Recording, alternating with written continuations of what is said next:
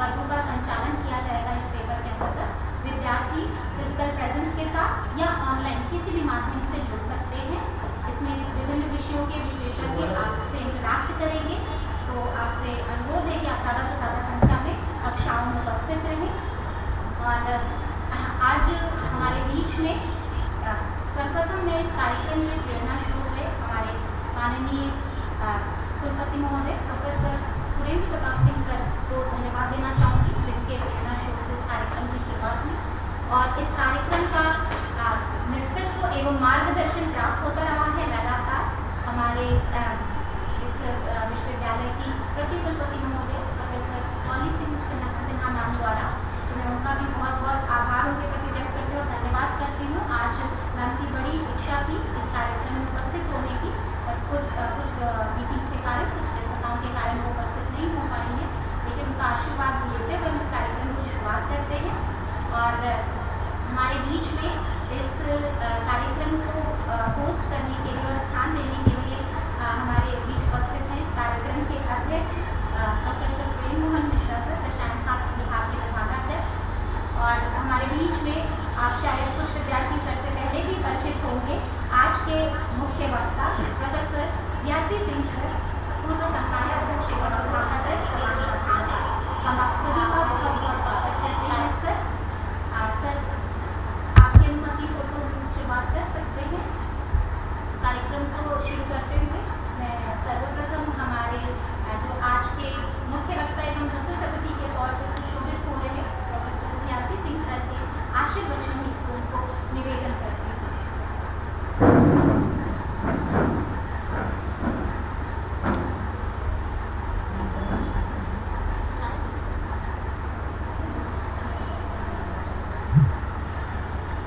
आप सबों को आज के एक शैक्षणिक समारोह में हमारी ओर से हार्दिक अभिनंदन, स्वागत और आभार। आज के इस शैक्षणिक समारोह की अध्यक्षता कर रहे परम आदरणीय प्रोफेसर प्रेम मोहन मिश्रा साहब, जो अभी 1 तारीख को रसायन शास्त्र विभाग में विभागाध्यक्ष के पद पर आए हैं। मुझे 1 तारीख को आए हैं, अब 4 तारीख को इनके विभाग में आने का मौका मिला। ये हमारे लिए विशेष गौरव का विशिष्ट बात है। मैं प्रेम मोहन मिश्रा साहब को रिक्वेस्ट कर रहा कि कभी कभी कुछ लोग पद पर बैठते हैं ना सर, तो पद व्यक्ति को बड़ा करता है, क्योंकि पद बड़ा है, शेयर बड़ा है।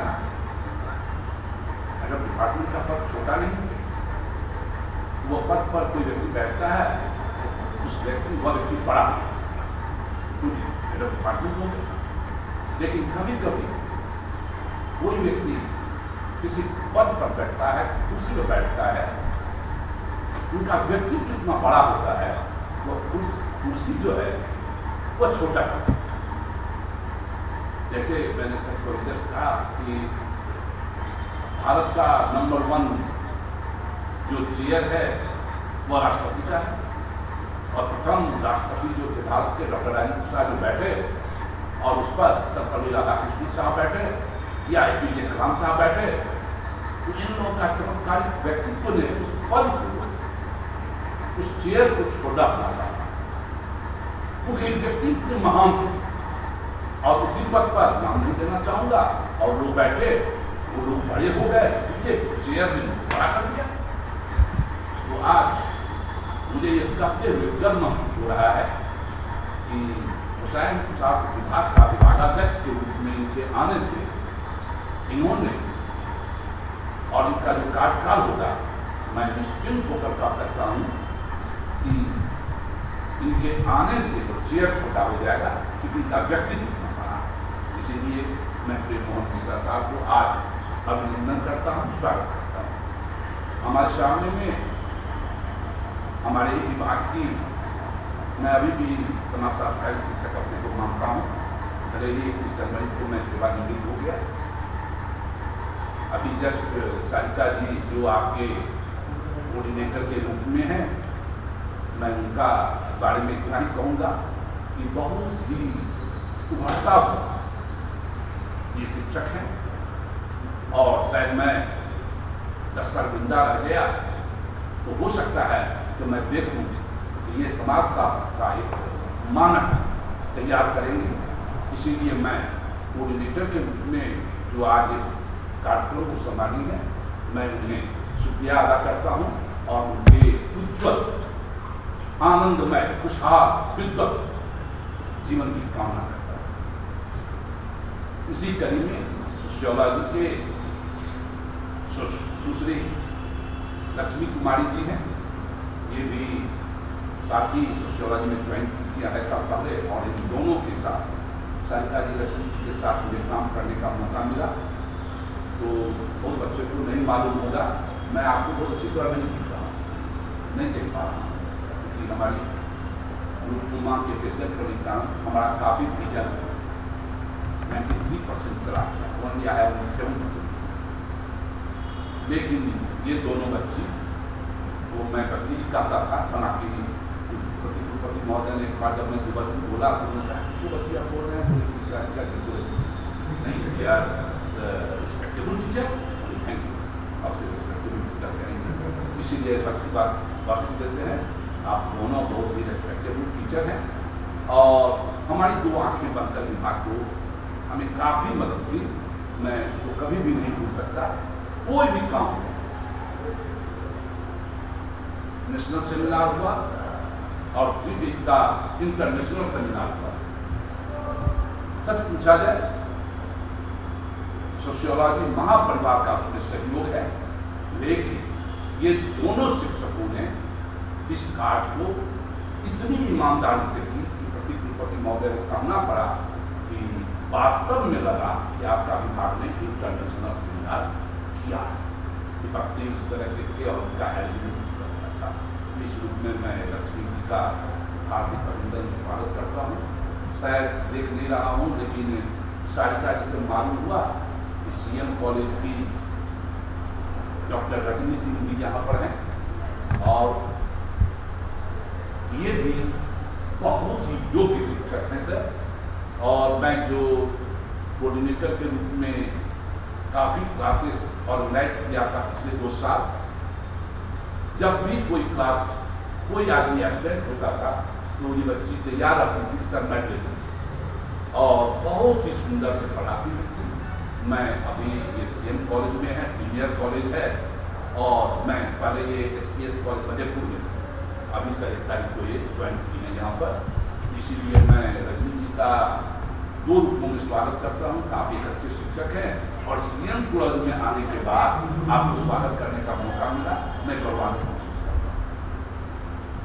मैं रसायन शास्त्र विभाग का आभारी महसूस करूँगा कि पूर्व में भी जब लक्ष्मी जी SCC 1 के कोऑर्डिनेटर थी तो उन्होंने यही इसका वेन्यू था और पूरा कार्यक्रम चला, और फिर प्रेमा मोहन बाबू के आदेश से यह आज से शुरू होगा और यह चलेगा।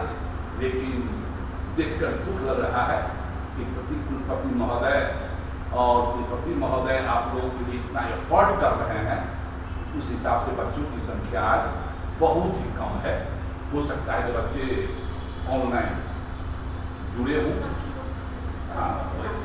ऑनलाइन जुड़े हों तो उनको लाभ मिलेगा, लेकिन आप बच्चे जो हैं आने वाले समय का भविष्य आप ही हैं, और वर्तमान ही भविष्य को तैयार करता है। आप वर्तमान हैं, आप जितना उम्दा होंगे, जितना अच्छा होंगे, आने वाला भविष्य हमारा समाज उतना उन्नत, उतना अच्छा होगा। इसीलिए आप सबों का भी मैं स्वागत करता हूं कि आप लोग रुचि लें। यह जो आपका ACC 2 है, जिसका इस प्रोग्राम का नाम क्या है मालूम है आपको? कोई बोलेंगे इस प्रोग्राम का नाम क्या है? कोई पूछे कि आज कौन सा प्रोग्राम में आप गए तो आपका क्या जवाब होगा?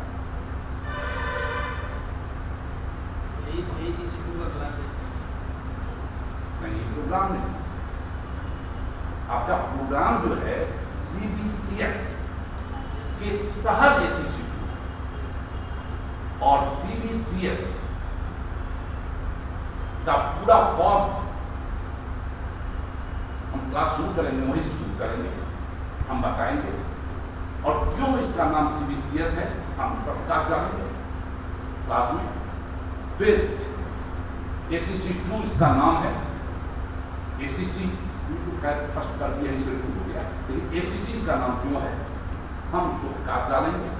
और पुनः जो कोऑर्डिनेटर साहिबा ने हमारे टीम में यूनिट 4 का जो टॉपिक भी है, तो पहला टॉपिक आज बतलाऊंगा, फिर कल दूसरा टॉपिक मैं बतलाऊंगा। तो आप लोगों को अभी इनॉग्रल सेशन में मैं हार्दिक अभिनंदन करता हूँ और स्वागत करता हूँ, क्योंकि बच्चे हमारी कमजोरी हैं और बच्चे को जब देखता हूँ क्लास में भरा हुआ तब मैं ज़्यादा आनंद महसूस करता हूँ कि हाँ हमारे बच्चे हैं। इसी आशा के साथ आप सबों को बहुत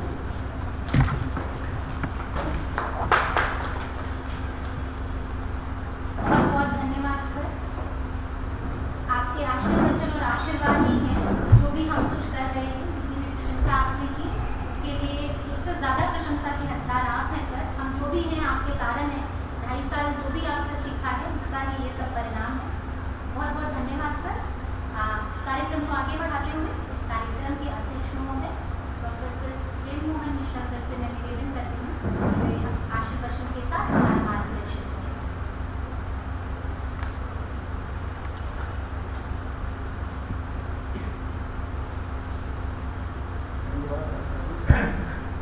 परमादरणीय अध्यक्ष डॉक्टर गोपीनाथ प्रसाद सिंह जी, समाज शास्त्र के अध्यक्ष और संकाय अध्यक्ष समाज विज्ञान के विश्वविद्यालय में, आपने यह सुना है कि मुझसे ऐसी कोई बात नहीं है, लेकिन आप सब लोग जानते हैं इसके प्रति प्रेम बहुत रहता है, उसका तारीफ ज़्यादा करता है। ये इनका प्रेम मेरे प्रति है, शायद बेईमानी का दोबारा मिले वाले कोई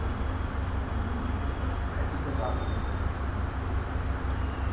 लेकिन मैं शिक्षक को प्रयास तो करता हूँ कि मैं अपने मार्गदर्शन में यही लोग रास्ता दिखाएं। आप देख रहे हैं कि सेवानिवृत्त हो गए लोग, तो सेवा काल में क्लास में लेना चाहते, उन्होंने ज़्यादा अनुभव हुआ। और ये सेवानिवृत्त होने के बाद इसके बाद की एक आँख से पूरी तरह स्वस्थ नहीं है, फिर भी क्लास लेने के लिए यहाँ तक पहुँचे, तो आप महसूस कर सकते हैं कि छात्रों से कितना प्रेम है, अध्यापन से कितना प्रेम है। और ऐसे ही लोगों के लिए लोग कहता है कि शिक्षक कभी रिटायर नहीं होता है। लोग सबको कह देते हैं, लेकिन ऐसी बात नहीं है। अधिकांश रिटायर हो जाते हैं, कुछ लोग ऐसे रहते हैं की तरह जो वास्तव में शिक्षक ही रहते हैं हमेशा, और शिक्षा से नहीं लगता है। हम भगवान से प्रार्थना करते हैं सब स्वस्थ रहें, और इसी तरह जिला विश्वविद्यालय के छात्रों को आपका सानिध्य, आपका आशीर्वाद मिलता रहे। मैं धन्यवाद देना चाहता हूँ सारिका जी को, लक्ष्मी जी को। ये इससे पहले भी जो प्रोग्राम हुआ था तो मैंने उनको बुलाया DS में। सच ये है, आप लोग भी यूनिवर्सिटी से कुछ छात्र ही होंगे, तो ग्रेजुएशन के लेवल में GES और PG में जो ECC कॉमन सब्जेक्ट है, ये हमेशा से नेग्लेक्टेड है। उससे कारण भी है कि हर सब्जेक्ट में जो टीचर हैं वो अपने सब्जेक्ट पढ़ाने में निष्णात हैं, तो उसमें भाग नहीं कर सकते हैं, चाहे तो बहुत ऐसा नहीं है कि नहीं कर सकते, लेकिन नहीं करना चाहिए। आदरणीय कुलपति महोदय और स्नान ने यह उठाया कि कॉमन क्लास को लेकर पूरी यूनिवर्सिटी में सारे सब्जेक्ट के बच्चों के लिए, और सर का सानिध्य मिल गया, वरना नहीं कर पाती। स्थिति इस यूनिवर्सिटी में है, लेकिन सर ने इस बीरा को उठा लिया, उसके बाद उनको कुछ करना नहीं पड़ा, और सारा काम सर अकेले करते थे। इनका सहयोग सब मिल गया, लक्ष्मी जी और सारिका जी का। आपके सामने सब कुछ है, देख रहे हैं आप लोग, लेकिन सबकी निराशा भी जाहिर है। इतने छात्र यहाँ पे नहीं 22 सब्जेक्ट 23 सब्जेक्ट, तो थोड़ा सा मैं आप लोगों से अनुरोध करूँगा कि अपने मित्रों को मोटिवेट करिए, अधिक से अधिक संख्या में क्लास में आए, इसका लाभ उठाए। कुछ बच्चे ऑनलाइन जुड़े होंगे, जो बच्चे बाहर हैं ऑनलाइन जुड़े हैं तो ठीक, लेकिन जो बच्चे क्लास आते हैं, यूनिवर्सिटी आते हैं, तो ऑनलाइन ऑफलाइन क्लास में आप भी महसूस करते होंगे थोड़ा डिफरेंस होता है। जब गुरुजी का शिष्य से हाई कंटेक्ट होता है, उसका जो आनंद है, उसका जो साहित्य का जो लाभ है, वह तो ऑनलाइन में ज्ञान का ट्रांसफर हो सकता है, लेकिन जो ऑफलाइन का है वो ऑनलाइन में कम्प्लीमेंट हो सकता है, ऑनलाइन में। तो मेरा अनुरोध होगा, मैं भी कोशिश करूँगा कि आप लोग अपने दोस्तों को बताएं कि इसका लाभ लें। इससे कुछ और नहीं होगा, सबका उत्साह बढ़ा, सबका उत्साह बढ़ेगा कि हम जा रहे हैं, इतने बच्चों को पढ़ा रहे हैं। ये जो मॉनिटर लोग हैं, नौकरी काम का सब छोड़ के इसमें लगे हुए, इनका भी उत्साह बढ़ेगा कि इतना बड़ा बच्चा को बड़े स्टूडेंट को लाभ हुआ हमारे इस प्रयास, इनका हौसला बढ़े, फिर वो अगले साल भी इसको तेजी से करना चाहिए। और आपके बने से छात्र फिलहाल यूनिवर्सिटी में जब भी कोई टेक्निकल सपोर्ट की बात होती है, एक ही नाम आता है गणेश जी, ये भी इतना भी सेमिनार है, इंटरनेशनल हो, नेशनल सेमिनार हो, जो भी प्रोग्राम हो, उसमें लगे रहते हैं, हर हौसला बढ़ेगा। तो मैं बीच में बहुत ज़्यादा नहीं बोलूँगा, साथ में सब क्लास में आए हैं, शुभकामना मेरी है कि आप लोग इस विश्वविद्यालय में कुछ ऐसा कर दिखाएं, आपको तो लाभ होगा ही, अच्छा करेंगे तो आपको लाभ तो आप ही को होगा उसका, लेकिन हम गर्वान्वित होंगे कि हमारा बच्चा, सर बोलेंगे हमारा बच्चा, ये मैडम लोग बोलेंगे कि हम लोगों ने जो किया, ये हमारे बच्चे हैं, आज इतना अच्छा कर रहे हैं। तो आप हम अपना करेंगे, फायदा आपको होगा और खुशी सबको होगा, आपके परिवार को होगा, आपके गाँव लोग बोले मेरे गाँव का बच्चा है ऐसा किया, मेरे यूनिवर्सिटी का बच्चा है, मेरे कॉलेज का बच्चा है, डिपार्टमेंट का बच्चा है, कितने लोगों को खुशी होगी। तो हम अपना काम करके इतने लोगों को खुश कर सकते हैं, तो वो काम को नहीं करना चाहिए। तो मैं पुनः अनुरोध करता हूँ, आप ऊंचा सोचें, बहुत ऊंचा सोचें, और हम लोग आपके साथ हैं। आप जिंदगी में जहाँ जिस उड़ान में जाना चाहेंगे वहाँ तक आपको पहुँचाएंगे। यूनिवर्सिटी एसपी सिंह साहब हैं, गौरी सिंह हैं, सब लोग यही चाहते हैं, और देख रहे हैं कि सब जाने के बाद भी आपके लिए चिंतित हैं। हम लोग को इसके बाद में मजबूरी है कहेंगे तो, लेकिन आगे तो आपको बढ़ना है। मैं समय का पूरा देता हूँ, कॉलेज में हाई लेवल का हम लोग उसको अप्लाई करने के लिए मैं सबको पूरा देता हूँ, आशा करता हूँ।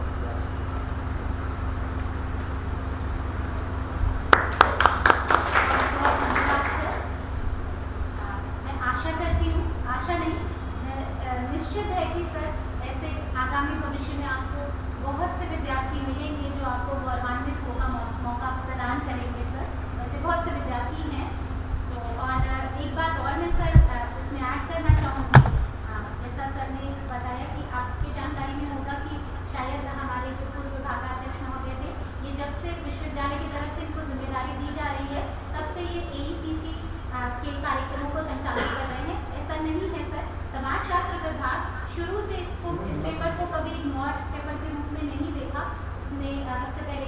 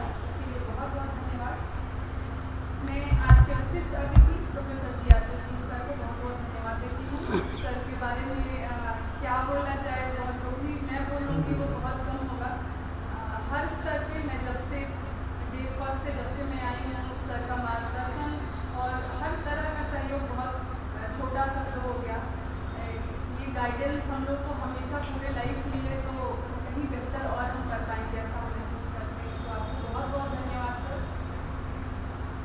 इस कार्यक्रम की अध्यक्षता कर रहे हैं रसायन शास्त्र विभागाध्यक्ष प्रोफेसर प्रेम मोहन मिश्रा सर, जिसके बारे में आप लोग मैं सबसे पहले सर के बारे में मैंने सुना था जब लॉकडाउन के टाइम सर को न्यूज़ में बहुत मैंने देखा था, और तब मैंने सर्च किया था कि अच्छा दरभंगा में कोई ऐसा है। फिर मैंने सर का यूट्यूब का वीडियो, क्योंकि मैं साइंस में 12th तक पढ़ी हूँ और कुछ वीडियोस भी मैंने फॉलो किए सर के, देखे तो बहुत ही अच्छा लगा। GES के भी उद्घाटन सत्र या मुझे लगा समापन सत्र में सर के, तो उस टाइम में सर से ऑनलाइन माध्यम से जुड़ी थी, तो ये बेहतरीन अनुभव है। और केमिस्ट्री के अगर यहाँ स्टूडेंट है तो उनको ज़रूर लाभ मिलेगा, और उत्तर यूनिवर्सिटी में है सर तो उसका लाभ तो ऑफकोर्स मिलेगा आप लोग को। तो बहुत बहुत धन्यवाद सर। आपका मार्गदर्शन हमें भी सोशियोलॉजी डिपार्टमेंट को भी आगे चाहिए होगा, तो हम आपको हक से आगे भी आग्रह करेंगे। धन्यवाद की अगली कड़ी में इस रसायन शास्त्र विभाग के अन्य प्रोफेसर और असिस्टेंट प्रोफेसर जो हमारे साथ हैं, उनका भी बहुत सहयोग रहा है पिछली क्लासेज में भी, एसीसीवल में भी और इसमें भी, जिसमें संजय चौधरी सर, शिवांश श्रीवास्तव सर, अभिषेक सर और बाकी अन्य सदस्यों ने बहुत ही सहयोग किया। सब लोगों का बहुत बहुत धन्यवाद। इस प्रोग्राम की समन्विता कोऑर्डिनेटर डॉक्टर सारिका पांडे, आपका बहुत बहुत धन्यवाद। आपने बहुत ही पहले भी, इससे पहले बहुत सारे प्रोग्राम कराए हैं और बहुत सफलतापूर्वक, और ये भी प्रोग्राम मुझे उम्मीद है कि बहुत ही सफल होगा, तो आपका बहुत बहुत धन्यवाद। यहाँ सबसे मुख्य जो छात्र छात्राएं हैं, आप सभी का बहुत बहुत धन्यवाद, और आपको शुभकामनाएं हैं कि आप इस कार्यक्रम का लाभ उठाएं। जैसे सर लोगों ने बोला कि अपने सहयोगियों को, साथी कलीग को बताएं, सहपाठियों को बताएं कि ये क्लास ऑर्गेनाइज हुआ है। मुझे लग रहा है कि ये गैप इसलिए दिख रहा है कि एक लंबे 1 महीने बाद ये क्लासेस स्टार्ट हुई हैं, बहुत सारे स्टूडेंट्स को नॉलेज में नहीं है कि ये क्लासेस ऑर्गेनाइज की जा रही है। आप ज़रूर बताएं अपने डिपार्टमेंट के, अपने स्टूडेंट्स को, अपने क्लास ग्रुप के जो व्हाट्सएप ग्रुप है उन पर डाल दीजिए। तो आप सभी छात्र छात्राओं को बहुत बहुत धन्यवाद। प्रत्यक्ष और अप्रत्यक्ष रूप से जितने भी लोग इसमें इस कार्यक्रम में इन्वॉल्व हैं, आप सभी का बहुत बहुत धन्यवाद। और अंत में विश्वविद्यालय के technical support staff mister Ganesh Paswan ji का बहुत बहुत धन्यवाद, और डॉक्टर रजनीश सिंह जो CM कॉलेज की सहायक अध्यापिका है, और हम सब भी बैकबोन है। मुझे लग रहा है दोनों की, सारिका मैडम और मेरी, हमें जब भी ज़रूरत होगी हम पूछते नहीं है, बल्कि हम बता देते हैं कि दीदी आपका ये काम है। तो आपका बहुत बहुत धन्यवाद। अंत में ये कार्यक्रम के उद्घाटन सत्र के समापन में मैं आप सभी का प्रत्यक्ष और अप्रत्यक्ष रूप से जितने भी लोग हैं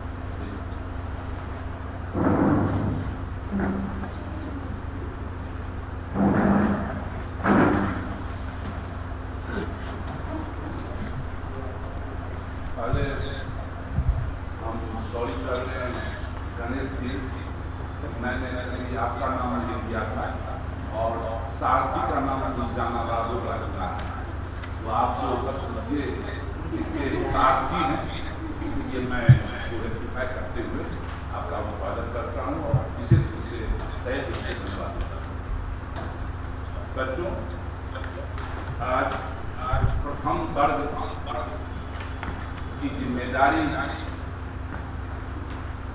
कोऑर्डिनेटर महोदया ने हमें दे दी है, और मैं चाहूँगा कि मेरा क्लास जो 1 घंटा का है वो 4:30 बजे, क्या कोई जी सर कोई दिक्कत नहीं। इसीलिए आप अपना 1 घंटा अब से आप मुझे दे दें, ताकि जिस उद्देश्य से मैं यहाँ आया हूँ, मैं उस उद्देश्य की पूर्ति कर सकूँ। और वर्ग प्रारंभ करने से पहले मैं आपको बतला दूँ, क्योंकि आप स्नातकोत्तर के छात्र छात्राएं हैं,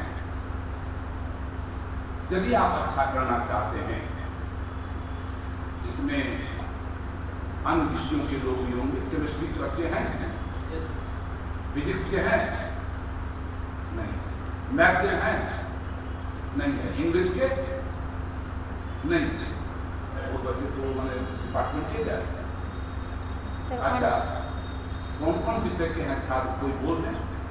एक भी है तो होम साइंस है, very good. Philosophy sir, philosophy very good, chemistry sir, very good. 3 sociology sir, 4 और यानी सिर्फ 4 विभाग। कोई बात नहीं, मैं तो एक बच्चे को यदि बन बढ़ाता है तो उसी को संपूर्ण मान लेता हूँ। आपको फिर भी बहुत ज़्यादा है।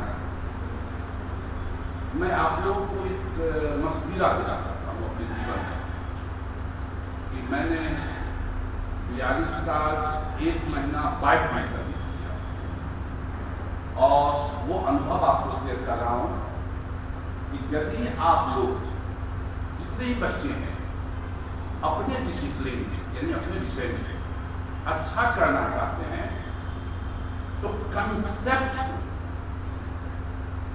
हमेशा दिमाग में रोज पड़ेगा कंसेप्ट। और दिमाग में कचरा है, बहुत सारा कचरा होगा आपके पास, बहुत सारा कचरा होगा बिना देखे हुए अपने आप।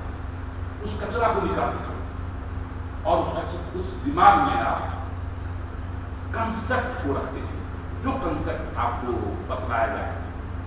कभी क्लास में साइकालजी बोलेंगी, कभी राजनीति बोलेंगी, कभी राजनीति बोलेंगी, या कोई टीचर बोलेंगे या किसी बोलेंगे।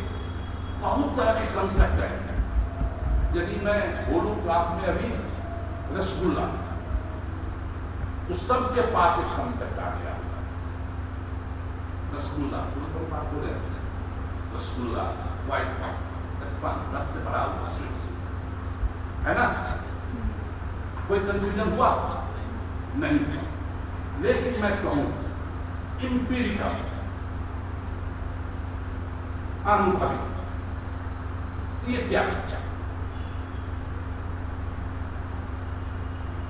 कोई बोलेंगे?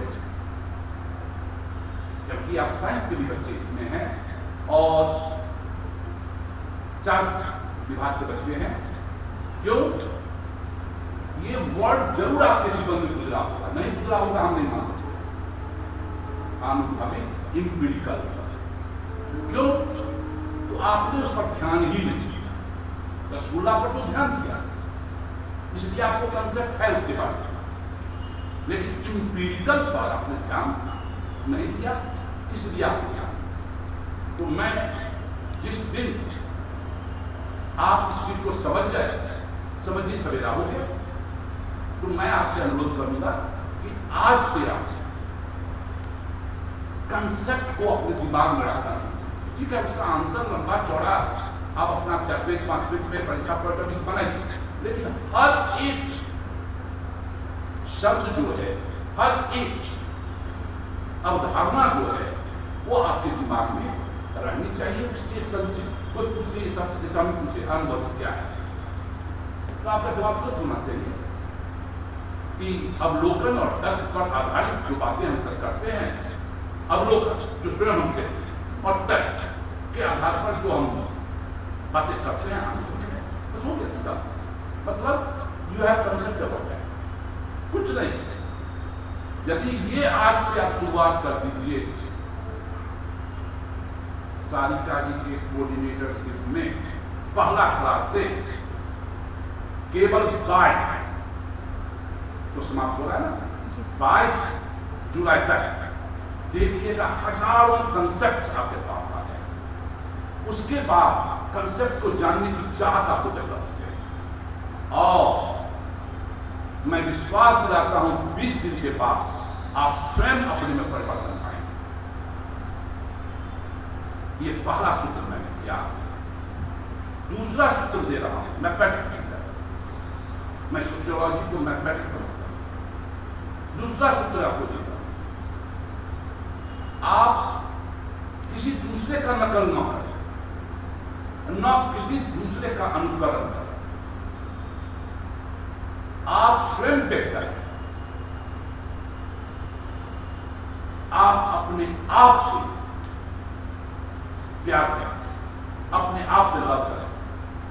और प्यार लव का मतलब हुआ, जब व्यक्ति किसी से प्यार करता है, किसी को लव करता है, वो चाहता है कि उसमें किसी प्रकार की कोई गड़बड़ी नहीं। सही है? जिसको वो प्यार करेगा, चाहे वो उसका हस्बैंड क्यों ना हो। मैं एग्जाम्पल इसलिए दिया हूं कि 2 बच्चे अभी तो हस्बैंड वाली बना, वो हस्बैंड ही क्यों ना हो, वो माँ ही क्यों ना हो, वो चाहेगा कि हमारी माँ बेस्ट हो, हमारा हस्बैंड बेस्ट है, क्योंकि वो उसको बहुत प्यार करता है। उसी तरह आप अपने आप से प्यार करेंगे तो आप चाहेंगे कि मैं बेस्ट है, हमने जो कचरा है हम उसको निकालते चले, और हर दिन आप अपने आप से कंपैरिजन, किसी दूसरे से कंपैरिजन नहीं करते। आज मैंने 4 चीजें सीखी। 5 जुलाई को आएगा, उस रोज मैं एक चीज और जोड़ूंगा, उसमें 5 पर जाऊंगा, और हो सकता है कि 22 तारीख जाते जाते आप 100 चीजों को जान लें। ये तब होगा जब आप अपने आप से चैलेंज करें। और तीसरी अंतिम बात कि जब भी वर्ग में रहें 100% वर्ग में, नॉट 99%। हम समझ सकते हैं कि आप लोग जो डिपार्टमेंट में आए होंगे सुबह से यही है, ध्यान होगा कि घर पर आए माँ बोली थी मुर्गा बना के रखेंगे, तो रहने दीजिए, उसको भी खाया जाए। लेकिन अभी उसके बारे में सोचो, अभी इस कमरा में, इस क्लास में क्या हो रहा है, हम अपने आप को 100% देखिएगा, क्लास का लाभ आपको मिलेगा। और इतना इंपॉर्टेंट ये क्लास आपका चल रहा है जो आपके व्यक्तित्व को निखारेगा। या विषय केवल नहीं बतलाएगा, या केवल विषय नहीं बतलाएगा, या आपके ज्ञान को उन्नत करेगा, आपको ज्ञान को आगे क्यों ले जाएगा। क्यों ले जाएगा तो हम बतला देते हैं आपने। ज्ञान का 3 स्रोत है, आप 3 तरीके से ज्ञान को प्राप्त करते हैं। पहला कहा जाता है बोध, इंटेलेक्ट, बोध, किसी चीज के बारे में बोध। जो ही मैं ऐसे विचारूं तो क्या है, पढ़ी थी, इसका मतलब है you have intellect about faith. और यह बोध शुरू होता है पढ़ने से, लिखने से, समझने से। इसकी शुरुआत हम आप 2-3-4 साल की आयु में शुरू कर दिए थे और अभी तक चल रहा है। 66 साल का मैं पूरा कर लिया हूं, अभी भी चल रहा है बोध का, बोधने वाला करना है। बोध, इंटेलेक्ट ज्यादा विस्तार देना है, पैनी नजर से समझना है, मैक्रो लेवल पर नहीं, माइक्रो लेवल, सूक्ष्म। तो आपको रिसर्च करना पड़ेगा, शोध करना पड़ेगा। पहला है बोध, दूसरा है शोध। यह शोध आपको विषय वस्तु को समझने का नजरिया देगा, आपके ज्ञान को अंधकार से प्रकाश की ओर ले जाएगा। जिन चीजों की जानकारी आपको नहीं थी, उन चीजों की जानकारी कराएगा, और इसीलिए यह अनवरत बढ़ जाए, हमेशा यह चलाएगा, जिससे हम लोग अवगत हो जाए। कोपर्निकस ने जब कहा कि पृथ्वी स्थिर नहीं है, चांद तारे वो स्थिर हैं, पृथ्वी घूमती। लोगों ने विश्वास नहीं किया और उनको यातनाएं सहनी पड़ी कि फालतू बात क्यों कर रहा है, या शोध का करिश्मा है, शोध सत्य की ओर आपको ले जाएगा। इसलिए ज्ञान का पहला है बोध, दूसरा है शोध, और तीसरा है सबसे इंपॉर्टेंट अमल, अप्लाई। जो बोध आपको हुआ, जो चीजें आपने शोध से प्राप्त किया, उसको व्यवहार में लाना, यह सबसे ज्यादा इंपॉर्टेंट है। हम लोग बहुत चीजों को जानते हैं, बहुत सारी चीजों को जानते हैं। यदि आपको कहा जाए तो आप इतनी अच्छी अच्छी बातें करेंगे, मंच मिल जाएगा तो, क्योंकि आपको जानकारी है, हमको जानकारी है। लेकिन दुख की बात क्या है बच्चों, कि पूरा विश्व बोध है, शोध है, लेकिन अमल नहीं उसका अभाव। यह जो पेपर आपका शुरू होने जा रहा है आज से, जो 20 दिन चलेगा, यह विषय केवल आपको बोध नहीं देगा, केवल आपको शोध के लिए प्रेरित नहीं करेगा। इस विषय का हर एक बिंदु पॉइंट आपको अमल करने की प्रेरणा देगा। इसीलिए ज्ञान के बोध, शोध और अमल मिलाते हुए हम लोग आगे की ओर बढ़ेंगे। अब मैं अपने विषय वस्तु पर आता हूं। आप लोग अपने कॉपी कलम को निकाल लें, ताकि कल से कोई पूछ दे कोई चीज, तो जैसे हमारे क्लास में आपने जवाब नहीं दिया, तो वो स्थिति नहीं आनी चाहिए। आप उसको जवाब दें, ये प्रवृत्ति आपकी होनी चाहिए, ये ध्यान रखिएगा।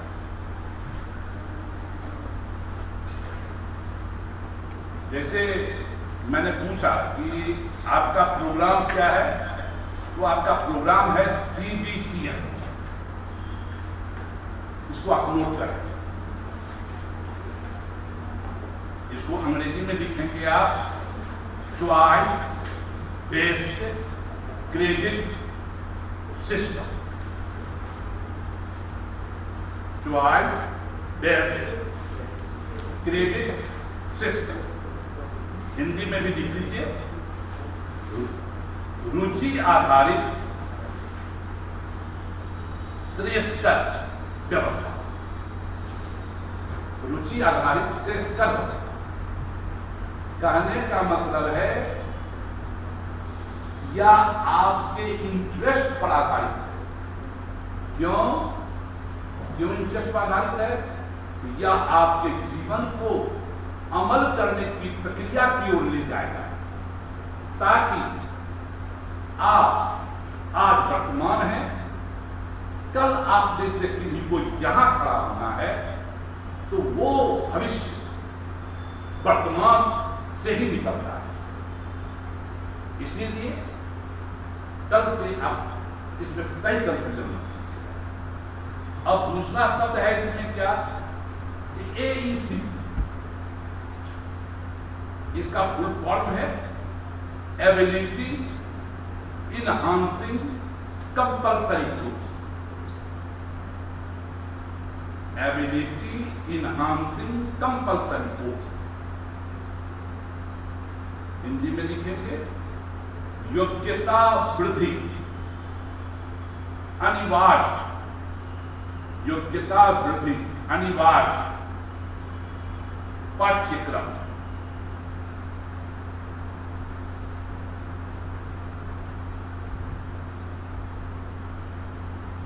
अब देखिए, योग्यता वृद्धि अनिवार्य पाठ्यक्रम, क्यों इसका नाम दिया गया है? इसके जो सब्जेक्ट मैटर हैं, केमिस्ट्री वालों को लगेगा कि इसको जानने की हमको क्या जरूरत है, या फिलॉसफी वाले को लगेगा या सोशियोलॉजी वाले को लगेगा कि इसको जानने की क्या जरूरत है, लेकिन बच्चों बदला दें इस विषय को इस तरह विभिन्न यूनिट में सजाया गया है, इसका ज्ञान आपको अमल करने के बाद एक योग्य नागरिक तैयार करें। मैं विश्वास के साथ कहूंगा, केवल इसको बोध के स्तर पर नहीं, सोच के स्तर पर नहीं, अमल के स्तर पर जानने की प्रक्रिया शुरू। ठीक है, आप जब सिलेबस में देखेंगे, इस सिलेबस SCC AEC सिलेबस का नाम क्या है? इसका नाम है, नोट करेगा, ह्यूमन वैल्यूज,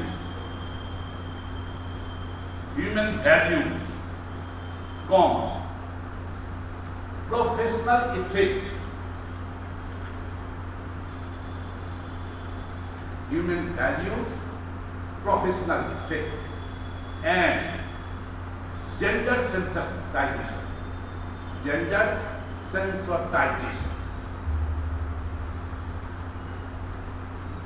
स्पेलिंग गलत होगा, बाद में ठीक कर दीजिएगा आप। मैं जानता हूं कि स्पेलिंग गलत जरूर होगा, लेकिन मैं उसको कराने लगूंगा अपने इच्छा के अनुरूप, तो हो सकता है जिसे पढ़ना पहुंच पाऊं, थोड़ा आपको विषय पढ़ दिया। यानी आपका यह जो सिलेबस है, human values, professional ethics and gender sensitization, इसका हिंदी मानवीय मूल्य, व्यावसायिक नीतिशास्त्र और लैंगिक संवेदीकरण।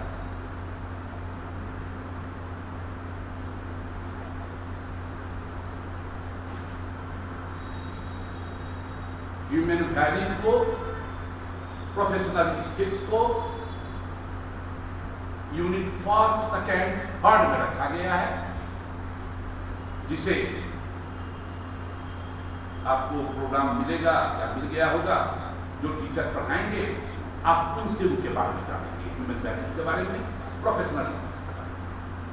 हमें कोऑर्डिनेटर महोदया ने यूनिट 4 में दे दिया है, और यूनिट 4 और 5 जेंडर सेंसिटाइजेशन, यूनिट 4 और 5 जेंडर सेंसिटाइजेशन, लैंगिक संवेदीकरण। आप लिखें इकाई 4 यूनिट 4 लैंगिक संवेदीकरण।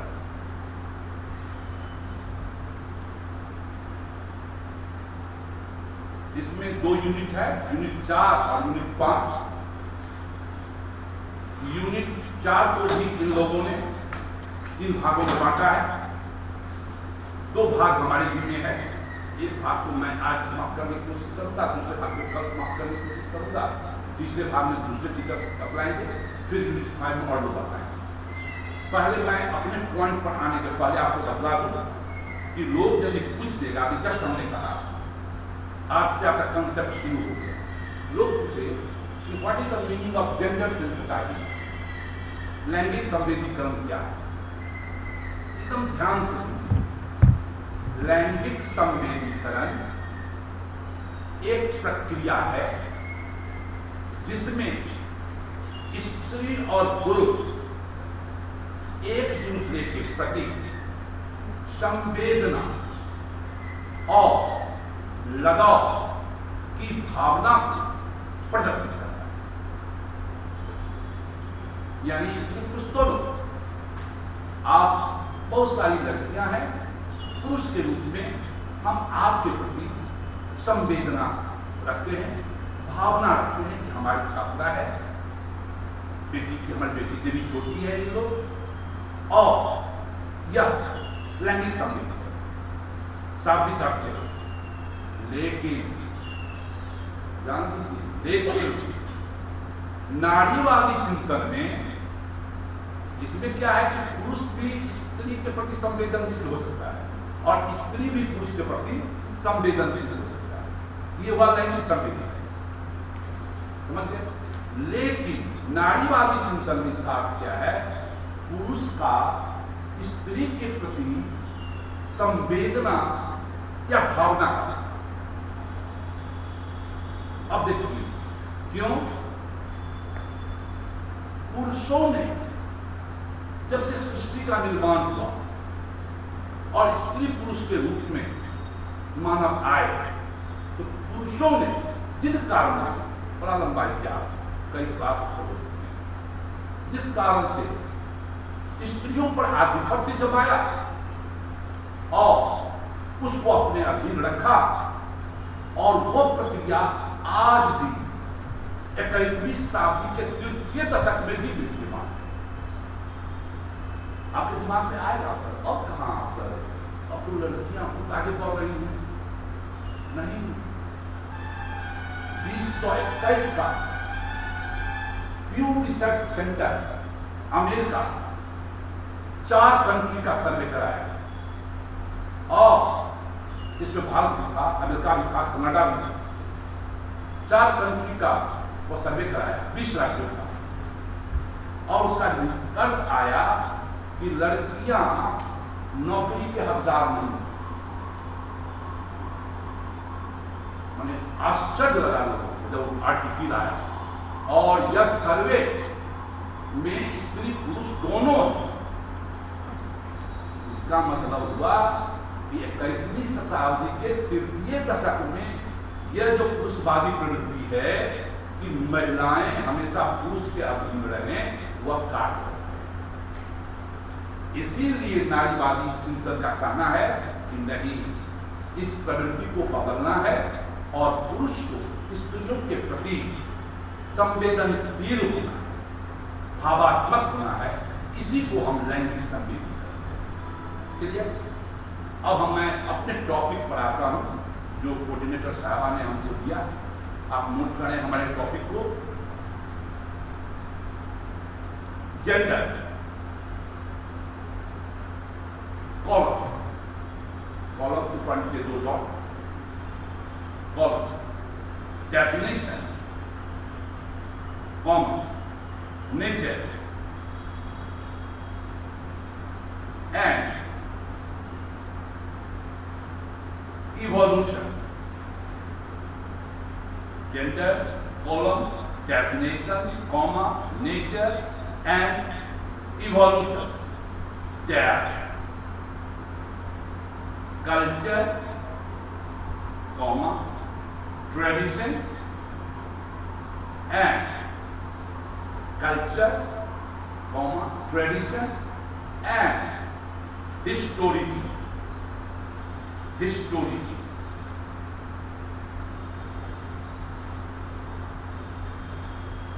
यह टॉपिक, यह जो शीर्षक है, ध्यान से आप देखेंगे बच्चों, 3 भागों में बटा हुआ है। पहले भाग में हम जानेंगे डेफिनेशन ऑफ जेंडर, दूसरे भाग में जानेंगे नेचर ऑफ जेंडर, और तीसरे भाग में जानेंगे नेचर ऑफ जेंडर। और उस नेचर में संस्कृति की बात करेंगे, बहुत सारी चीजें बात करने के लिए, लेकिन सिलेबस आपका इतना ही डिमांड करता है। कैसे इवोल्यूशन हुआ, लिंग का विकास हुआ, उसमें हम लोग जानेंगे संस्कृति को, परंपरा को और ऐतिहासिकता। क्लियर? पहला आप नोट करें, लिंग की परिभाषा यानी डेफिनेशन ऑफ जेंडर, पहला टॉपिक।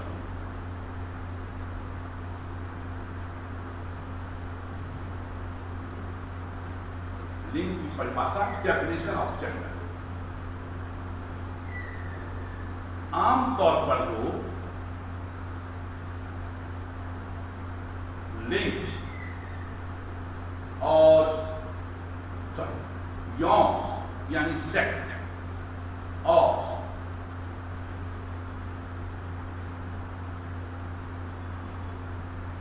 जेंडर यानी लिंग, दोनों को समान शब्द में बहुत कंफ्यूज करते हैं।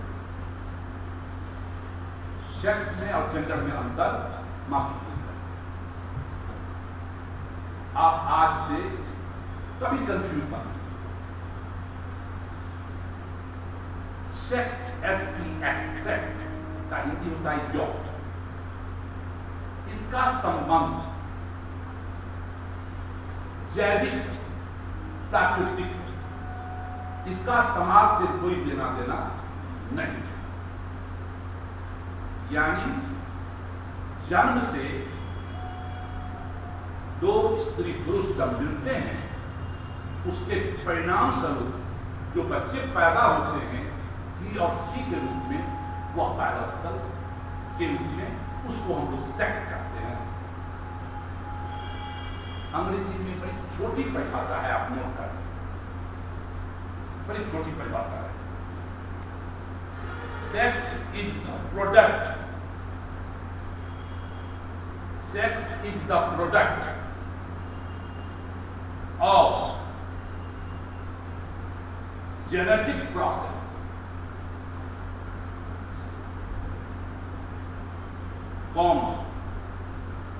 in which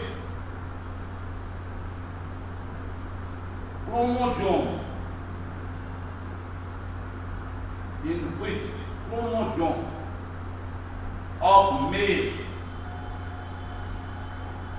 बॉक्स में डाल देंगे XY, मेल के पास XY chromosome and female box में डाल देंगे XX, are determining factors,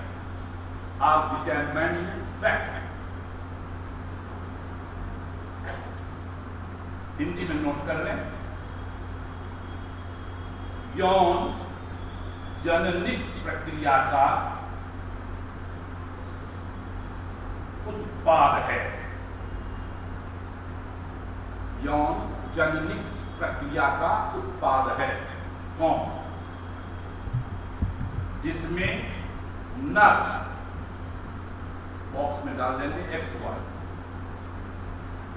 एवं मादा XX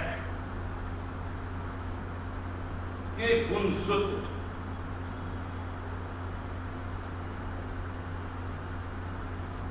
निर्धारित कारक होते हैं, निर्धारित कारक होते हैं।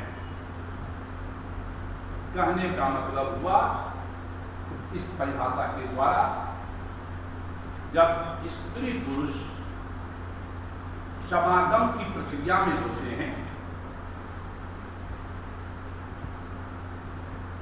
पुरुष का X स्त्री का X मिलता है, तो पेट में बच्चा के रूप में वह फीमेल का निर्माण होता है और लड़की के रूप में वह जन्म है। जब लड़का का Y और लड़की का X मिलता है, तब जो बच्चा जन्म लेता है वह पुरुष का जन्म लेता है। इस प्रकार जन्म से हमको आपको जो शरीर मिला है और हमारे शरीर का जनन अंगों में जो डिफरेंस है, देखकर आप कह देंगे कि यह पुरुष है, देखकर कह देंगे यह स्त्री। यह जो अंतर है वह जेनेटिक है, जननिक है, जैविकीय है, इसका समाज से कोई लेना देना नहीं। यह भिन्नता स्त्री पुरुष के रूप में जो भिन्नता है, यह भिन्नता किसी एक को न सबल बनाता है और किसी दूसरे को न निर्बल बनाता है। ये सेक्स। कोई कंफ्यूजन? अब आ जाइए जेंडर यानी लिंग। लिंग को सामाजिक सांस्कृतिक प्रक्रिया माना गया। जब सेक्स के रूप में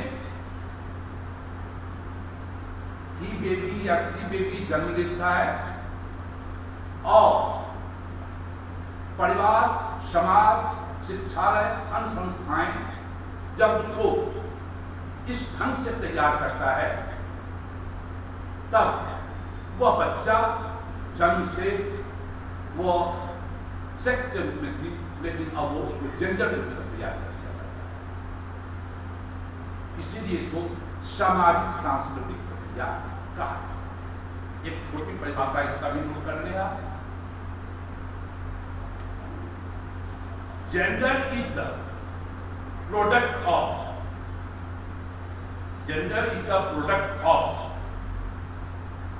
socio-cultural process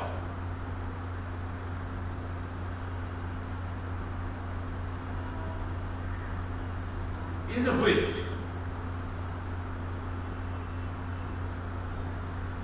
institutions and socialization are determining factors.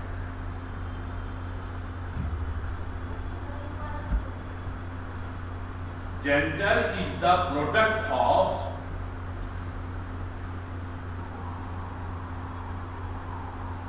socio-cultural process,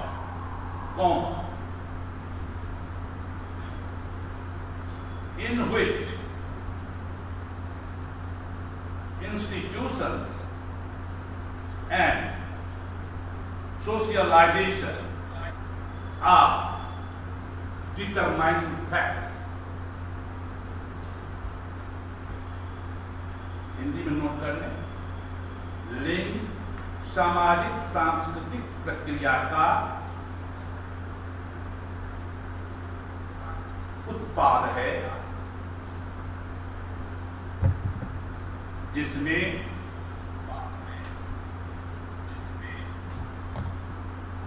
संस्थाएं एवं समाजीकरण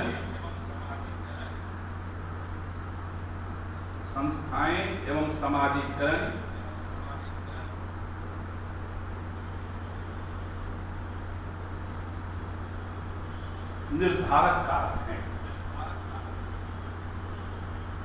कहने का मतलब, आगे हम इस डेफिनेशन की चर्चा करेंगे।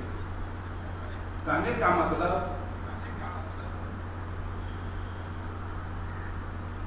सी के रूप में, सेक्स के रूप में हम आप जन्म लेते हैं, लेकिन समाज किसी एक को साहसिक, बुद्धिमान, निडर बना देता है, दूसरे को कमजोर, डरपोक, निर्भर से संबोधित करता है। देखेंगे आप एमए में पढ़ती हैं, 7 बजे रात में या बजे रात में घर में माँ खाना बनाने गई, नमक खत्म है। यदि आप कहेंगे कि माँ पैसा दो, हम ले आते हैं, वो पढ़ने में तुम नहीं जाओगे, लेकिन आपका छोटा भाई सतमाम जो पढ़ता है कामा पालमा, वो चल देगा। वो सातवां पढ़ता है 12 साल का लड़का, वो चल देगा, क्योंकि वो साहसिक है, बुद्धिमान है, लीडर है। लेकिन आप डरपोक है, कोई लपट के भाग न जाए, कमजोर है, इसलिए आपको नहीं जाने दिया। ये चीजें समाज और संस्कृति का,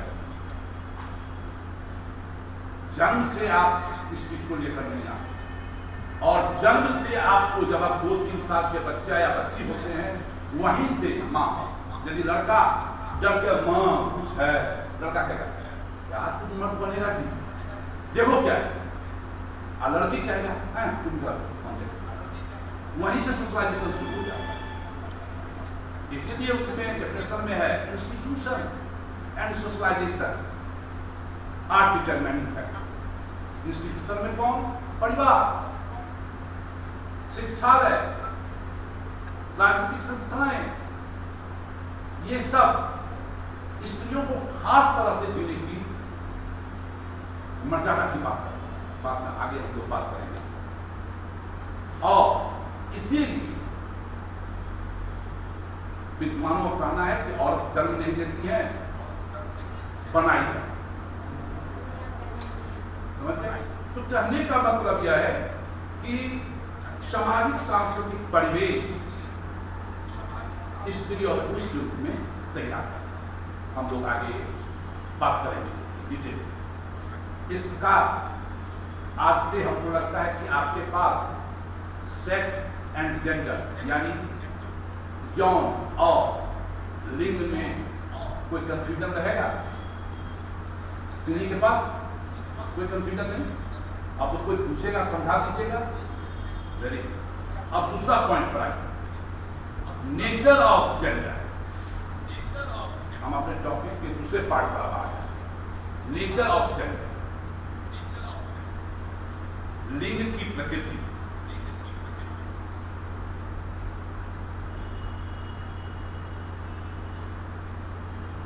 नंबर 1, सोशियो कल्चरल, सामाजिक सांस्कृतिक।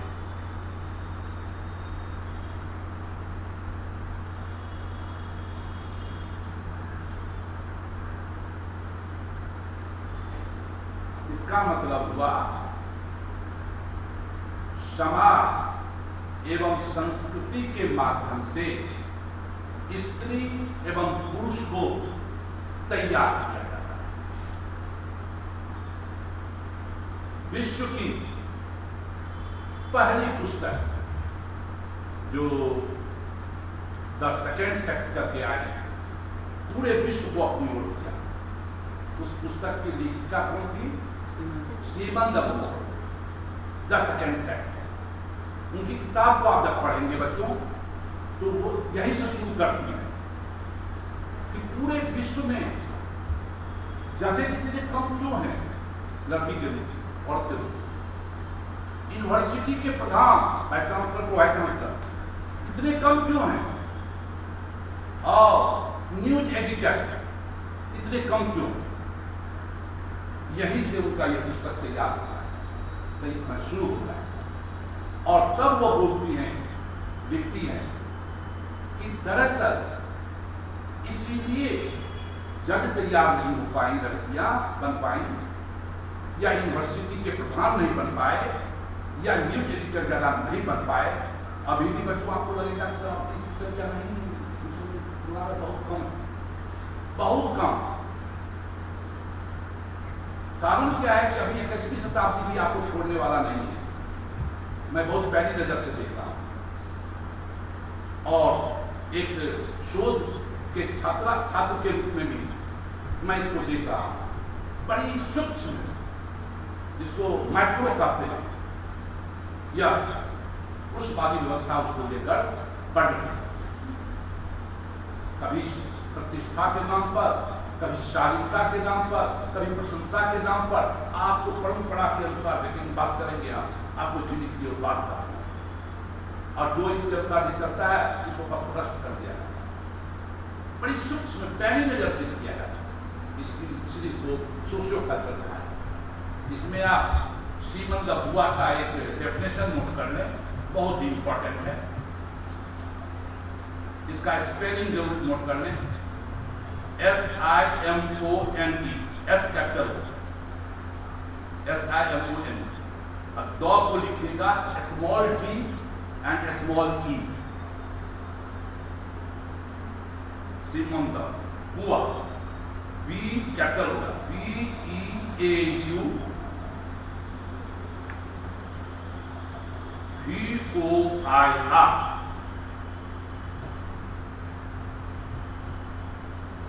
सीमन द बूअर ने अपनी पुस्तक द सेकेंड सेक्स में लिखा है, इन्वर्टेड कोमा में डाल दीजिए, one is not born, one is not born, but rather becomes, but rather becomes, a woman, Would have stopped inverted comma close. Hindi में लिख लें इसको। वो तो फ्रेंच में लिखी थी किताब 1949 में, जो अंग्रेजी अनुवाद हुआ 1953 में, और हिंदी में मैं कर रहा हूँ या हिंदी लेखक कर रहे हैं। जैसे औरत पैदा नहीं होती, औरत पैदा नहीं होती है, कौन बना दी जाती है। पूर्ण ब्रैकेट बनाए। नेचर में ये फर्स्ट पॉइंट जो है वेरी इंपॉर्टेंट, सोशियो कल्चर। दूसरा, हम केवल इंपॉर्टेंट पॉइंट की बात करेंगे, पॉइंट बहुत से बन सकते हैं। दूसरा, इंस्टीट्यूशनल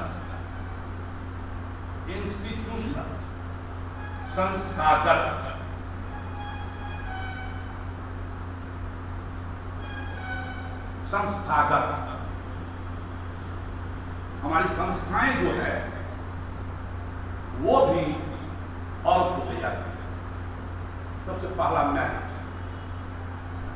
इसीलिए नारीवादी चिंतन में जो लोग बहुत रेडिकल कहते हैं शादी ही नहीं, बहुत अच्छा इसकी संख्या है। क्यों? शादी के बाद हमारी सारिका जी को ससुराल जाना पड़ा, लक्ष्मी जी को ससुराल जाना पड़ा, लड़का नहीं आया था, जाएगा ससुराल घूमने के लिए, बसने के लिए। ये पहला जो मैरिज सिस्टम है, इंस्टीट्यूशन है, यह औरत को तैयार करने में बहुत महत्वपूर्ण भूमिका रहा है। नंबर 2, इससे जुड़ा हुआ जो पारिवारिक व्यवस्था है, वंश नाम, यह कि बच्चों का वंश पुरुष से चलेगा। अमिताभ बच्चन ने एक बार भाषण दिया कि मैं स्त्री पुरुष में कोई भेद नहीं करता हूं, हमारे घर में पूरी लिबर्टी है, मैंने अपनी सारी संपत्ति को 2 भाग में बांट दिया है, आधा बेटी को दे दिया, आधा बेटा को दे दिया, अपनी कोई मर्जी है। मैं था नहीं उनके पास, लेकिन मैंने अपना मैसेज दिया। हम कहा तो जया बच्चन, जया भादुरी, क्या जरूरत थी बच्चन उसमें जोड़ने की? यही उस बात की सोच है।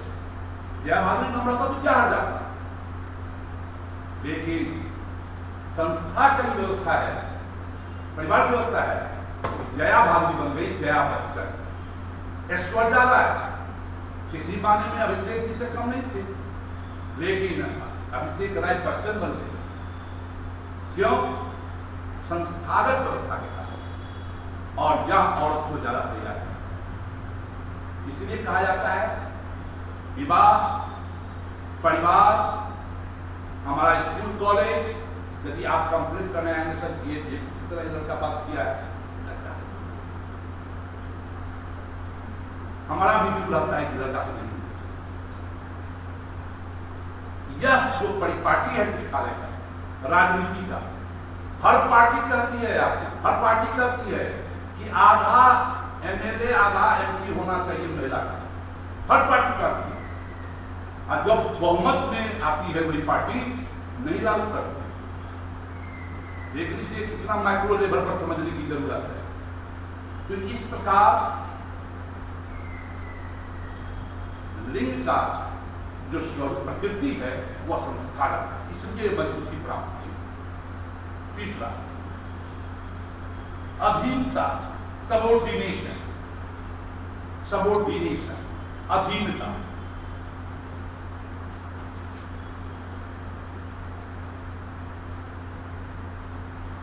यदि बच्चों आप ध्यान से देखेंगे, यह अधीनता बड़े ही वैचारिक स्तर पर, सामाजिक स्तर पर, समाज के द्वारा सोची समझी जाती। कभी आप गौर से देखेंगे कि आपके पिताजी जहां आप जन्म लिए वहीं से आपने इस तरह की प्रवृत्ति को विकसित कर दिया जाएगा कि आपको लगेगा कि पिता के अधीन जीने की प्रवृत्ति ही हमको सुरक्षित है। यही सबऑर्डिनेशन का पहला है, यानी आपकी आइडेंटिटी पिता में समाई है, अपनी कोई आपकी आइडेंटिटी नहीं, बेटी के रूप में नहीं। शादी होगी फिर आपकी आइडेंटिटी पति का भी नहीं। अब फिर आप यहां पर एक प्रश्न कीजिएगा कि नहीं हमको तो सास के साथ जीना पड़ता है। यदि माइक्रो लेवल पर रिसर्च कीजिएगा, सास वुमेन नहीं है, वो संस्थागत व्यवस्था का अधीनता का दूसरा रूप है, और इसीलिए आपको इस तरह तैयार किया जाता है कि आप पति का अधीन रहने में कंफर्ट महसूस करें। एक जगह पीएचडी ढाबा में गए बिहार के बाहर, वो लड़की 250 किलोमीटर से कार से आई, उसका टॉपिक था जेंडर पर, और उसके साथ बीए में पढ़ने वाला उसका भाई आया। वो ड्राइवर के साथ अकेले नहीं आए। हमने क्यों, पापा बोले क्या कि जाएगा, हमने जेंडर पर वर्क करके क्या फायदा होगा।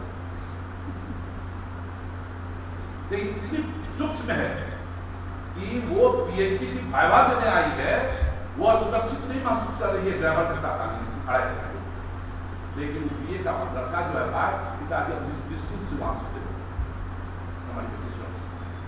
तो इस प्रकार यह अधीनता जो है कि स्त्री को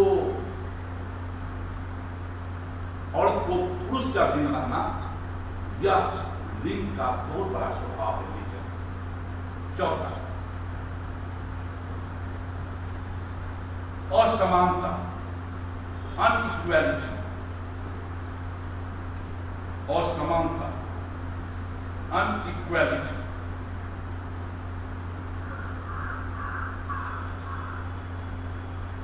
मानव जीवन के हर क्षेत्र पर आते हैं, आप कहीं अपने को समान नहीं पाएंगे।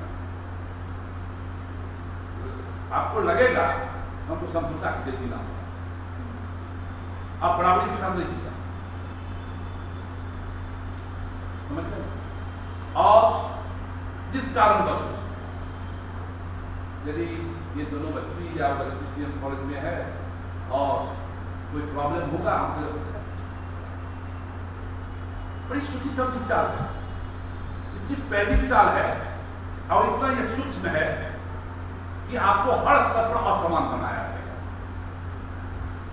गौर से आप देखेंगे 21वीं शताब्दी के तृतीय दशक में भी दोनों वाइफ हस्बैंड एक ही कंपनी में काम कर रहे हैं और दोनों की सैलरी सेम है,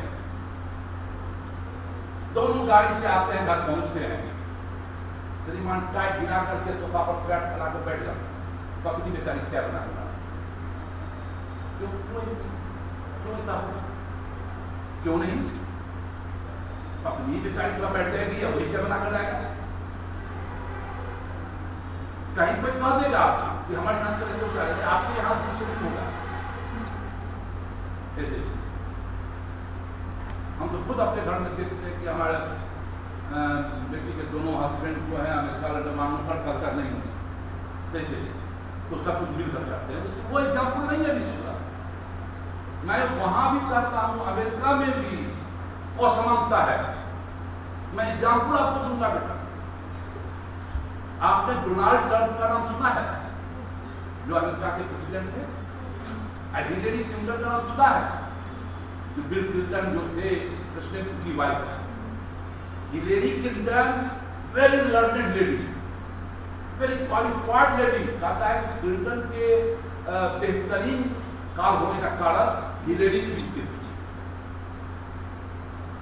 लेकिन जानते हैं जब हिलेरी डोनाल्ड ट्रंप के विरुद्ध में खड़ा हुआ, जो अमेरिका अपने को ऐसे स्टैच्यू दिखा रहा है, स्टैच्यू ऑफ लिबर्टी की बात करता है, मैं वहां पहुंचा हूं, वो झूठा है, वो दिखाने के लिए। और एक मीटिंग में मैंने खुद इंपीरिकल बोल रहा हूं, मैंने खुद अपनी आंखों से स्पीच सुना और देखा कि हिलेरी बोल रही थी कि अमेरिका अभी इतना मैच्योर नहीं हुआ है जो किसी लेडी को प्रेसिडेंट के रूप में स्वीकार। हिलेरी बोली है, हम उसी समय में कह गए तो इसका मतलब हिलेरी आ गए।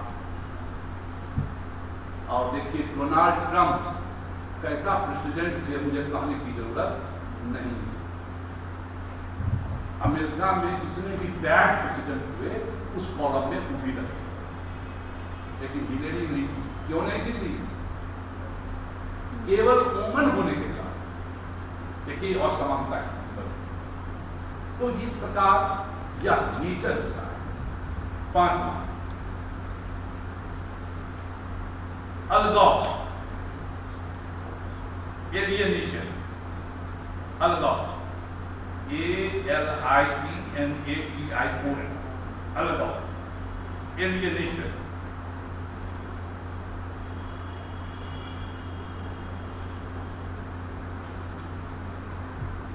यह बहुत बड़ा माने जेंडर का नेचर है, बहुत बड़ा, बहुत अच्छा है कि औरत का जो अपना शरीर जो है ना वो भी उसका है।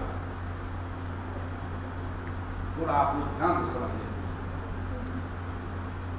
आपका जो शरीर है लगेगा वो आपका नहीं। यह शरीर आपके पिता का, यह शरीर आपके पति का, यह शरीर आपके पुत्र का, यह शरीर आपके नातेदार का। जैसे लगता है कोई वस्तु हो और हमको सुरक्षा की जरूरत है और रखा जाए।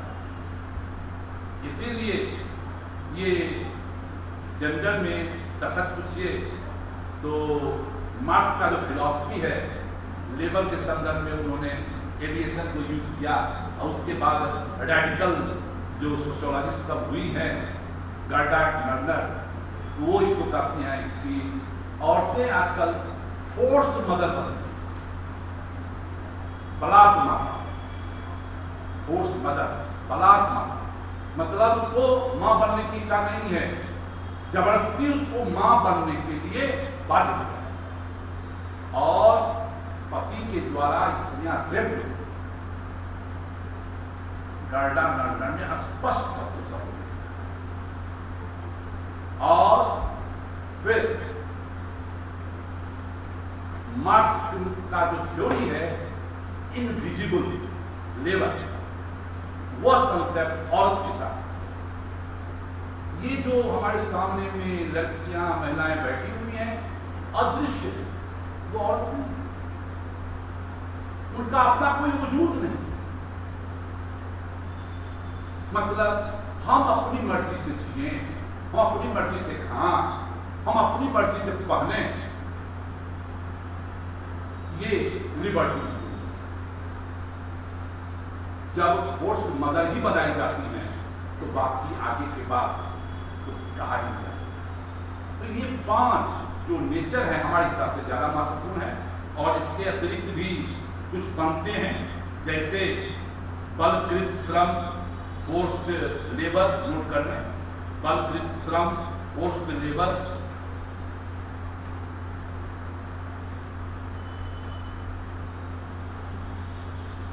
यह भी इसके नेचर में आता है कि जबरदस्ती रूप से कार्य करने की प्रवृत्ति पड़ती है। तो इस प्रकार आपका दूसरा टॉपिक नेचर ऑफ सेक्स, जरूर बात है। मैं घड़ी बार देखता हूँ, लेकिन लगता है कि ज्यादा समय कोऑर्डिनेटर महोदय को देना पड़ेगा। क्या जी सर, क्या बच्चों आपको बोर्ड देने हो रहा है? हाँ, ट्रेन का टाइम हो गया तो छोड़ दें। ऑनलाइन हम लोग बेगूसराय से हैं सर। तो चले जाइए आप, ऑनलाइन जुड़ना होगा जुड़ जाइए। जो स्टूडेंट्स को प्रॉब्लम मुझे तो जो टास्क है समाप्त करना है, शॉर्ट में हम समाप्त कर देंगे 15 मिनट में। अपने स्टूडेंट से ऑनलाइन ज्वाइन करके और निकल जाइए। ताकि कल के लिए रखेंगे तो कल फाइनल हो। रजिस्ट्रेशन जो नहीं हुआ तो साथ में बात कर पूछिए। तीसरा टॉपिक नोट करें बेटा, जेंडर इवोल्यूशन। जेंडर इवोल्यूशन, लिंग विकास।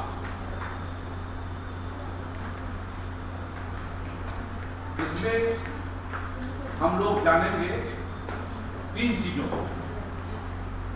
नंबर 1, संस्कृति को ध्यान से सुनिए, एकदम 5, 10, 15 मिनट में समाप्त करना। सर्वप्रथम हम लोग जानेंगे संस्कृति, तब फिर जानेंगे परंपरा, तब जानेंगे हम लोग ऐतिहासिकता। सर्वप्रथम आप नोट करें जनरल इवोल्यूशन में कल्चर, संस्कृति। संस्कृति की बड़ी छोटी और संक्षिप्त और सारगर्भित परिभाषा हर्ष से लेती है, मैन एंड हिज वर्क्स। वो लिखते हैं कि culture is the man made part of human, पर्यावरण का मानव निर्मित भाग संस्कृति।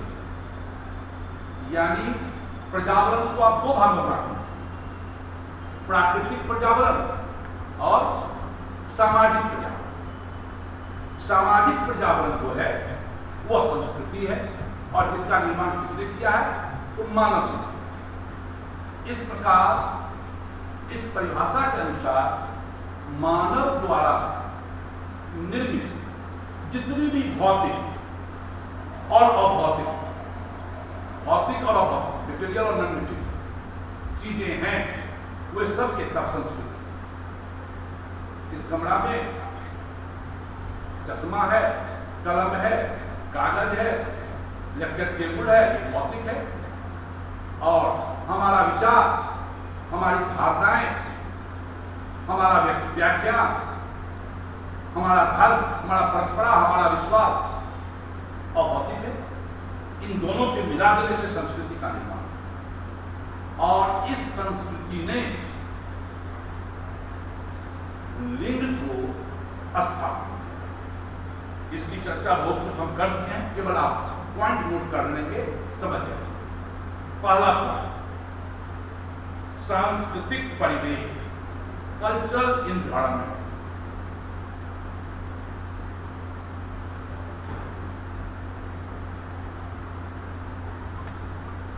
नंबर 2, सांस्कृतिक वंचन, कल्चरल डिप्राइवेशन। नंबर 2, सांस्कृतिक वंचन, cultural deprivation. Number 3, division of labour, श्रम विभाजन।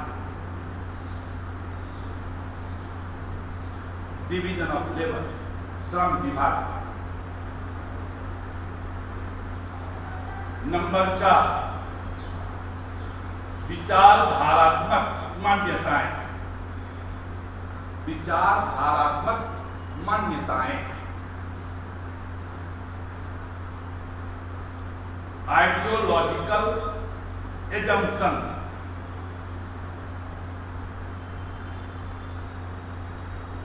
इन चारों के प्रभाव में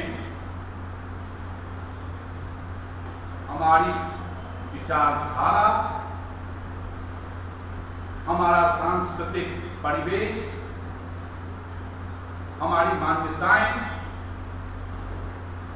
हमको, लड़की को कुछ सांस्कृतिक क्रियाकलापों से अलग कर दिया गया, उसी को सांस्कृतिक वंचन कहा गया।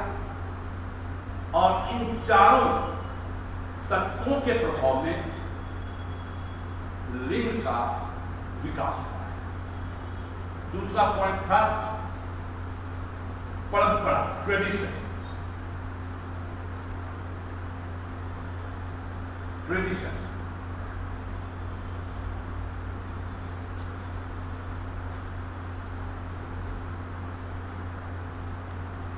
परंपरा क्या है? हमारी जो भी विचारधाराएं हैं, जो भी जीवन शैली है, जो भी मान्यताएं हैं, जिसका निर्माण मानव ने किया है, पीढ़ी दर पीढ़ी हस्तांतरित होता चला गया। इसीलिए हजारों वर्ष, कई हजार वर्ष, 50,000 वर्ष पहले मिनिमम जो पुरुषों ने स्त्रियों पर आधिपत्य जमाया, वह परंपरा के द्वारा आगे की ओर हस्तांतरित होता है। कैसे हम परंपरा हस्तांतरित किया, तो इसको कुछ पॉइंट आप नोट कर लें। नंबर 1, प्रजनन क्षमता।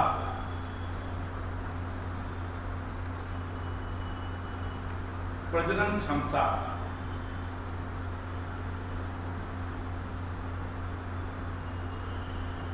जिसको आप इंग्लिश में कहेंगे एबिलिटी ऑफ रिप्रोडक्शन। घरेलू कार्य, डोमेस्टिक वर्क,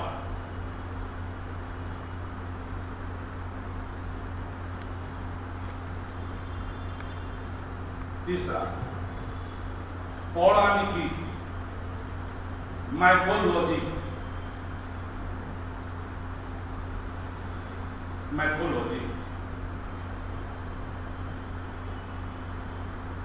चौथा सहमति और सहयोग,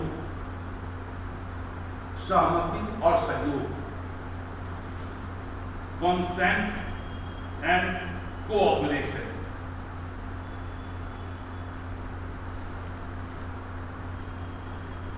पांचवा पितृसत्ता, पैट्रियार्की।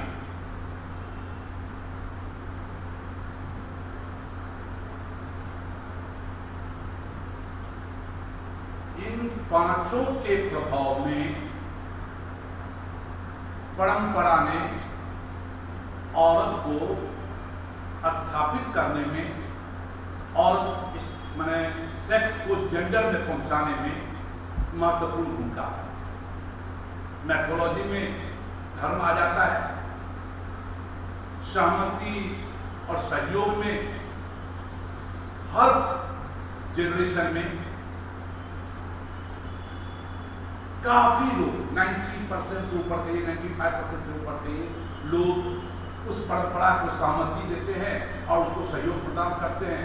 इसीलिए यह एस्टैब्लिश्ड है और यह बदलने का नाम नहीं दे रहा है।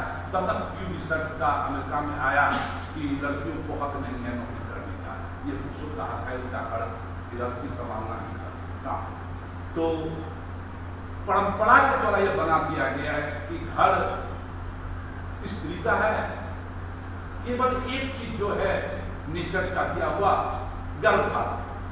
श्रम विभाजन में कहता है कि यह केवल एक कार्य जो है वो नेचुरल है, लेकिन उसको पालने का कार्य भी स्त्री का हो यह जरूरी नहीं।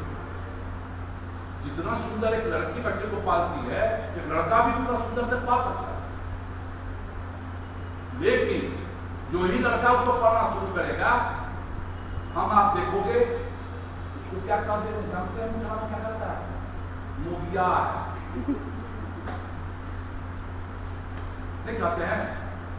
जी सर। एक हमारे केस में हम टीचर हुआ करते थे, सही बात, उनकी बात बीमार थी, वो एक सर थे, उनको देखा किसी ने चापाकल पर वाइफ की सारी सया ब्लाउज खींच रहे थे उस समय, तो पूरे कॉलेज में हल्ला कर दिया, हम बहुत जरूर कर और एक टॉप ऑफ कॉलेज पत्नी बीमार है बेचारी, ये आदमी जो कर दिए, क्यों, यह पुरुष का काम ही नहीं है।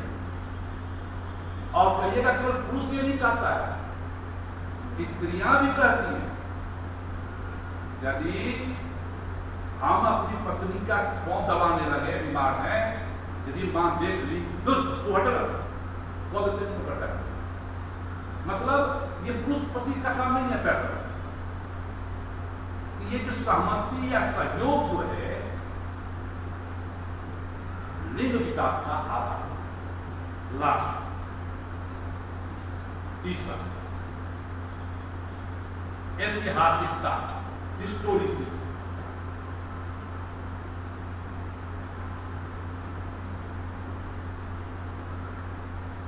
ऐतिहासिकता, हिस्टोरिसिटी।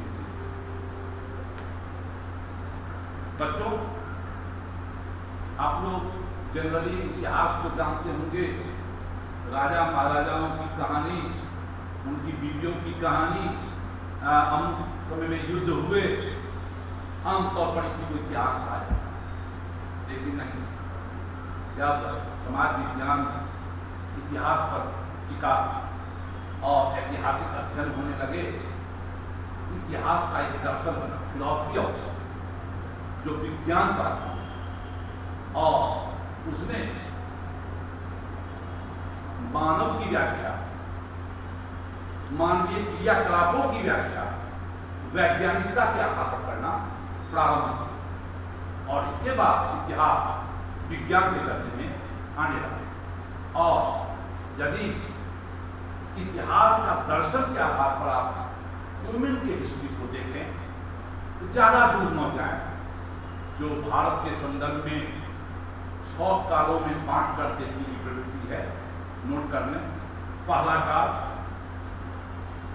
वैदिक काल, वैदिक काल में स्त्रियां, वैदिक काल में स्त्रियां, वुमेन इन वैदिक पीरियड, वुमेन इन वैदिक पीरियड। वैदिक पीरियड मालूम है कब से कब तक था?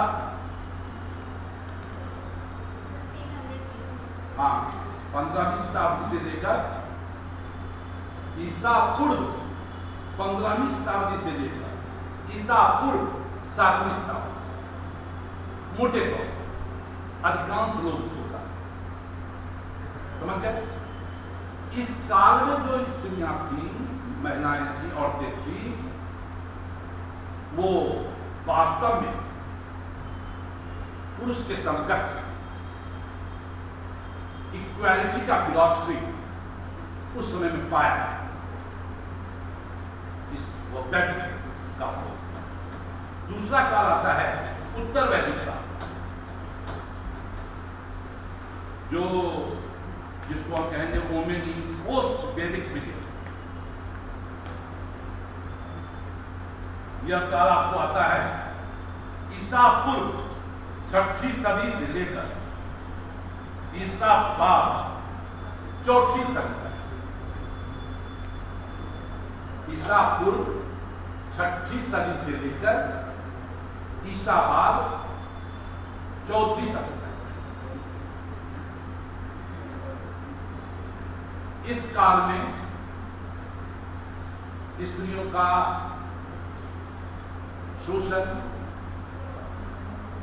असमानता, विरोध आदि प्रारंभ, यानी शोषण की प्रक्रियाएं स्त्री से जुड़ना शुरू। तीसरा काल में धर्मशास्त्र काल में स्त्री, धर्मशास्त्र काल में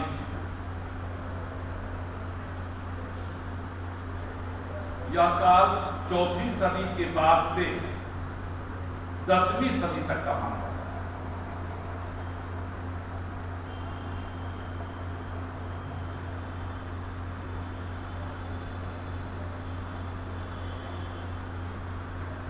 इस काल में बहुत सारी स्मृतियों की रचना हुई, धर्मशास्त्रों की रचना हुई, मनुस्मृति इसमें प्रमुख स्थान रखता है और स्त्री को कैसे पुरुष के अधीन किया जाए काफी विधि विधान बनाए गए और जो स्त्रियां उस नियम कानून को मानती थी उन्हें पुरस्कृत किया जाता है, सम्मानित किया जाता है।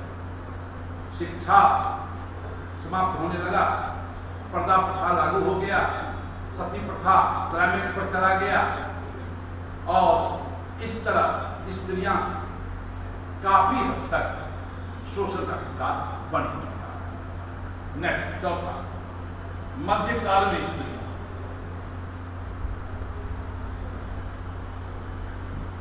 जो 11वीं सदी से 18वीं सदी तक आता है। यह काल स्त्रियों के लिए सर्वाधिक कष्टप्रद रहा।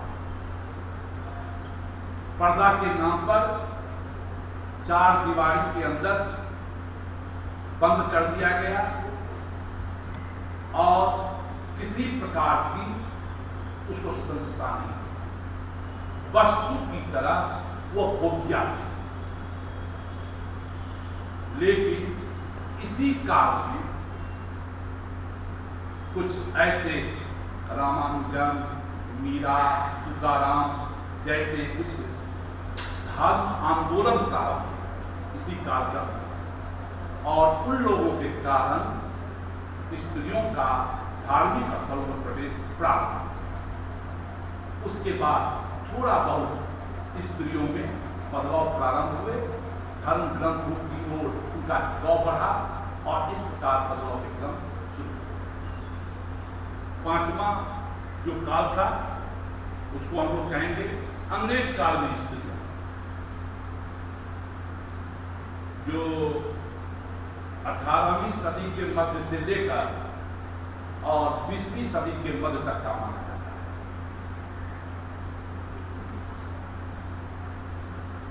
इस काल में अंग्रेजी शासन के कारण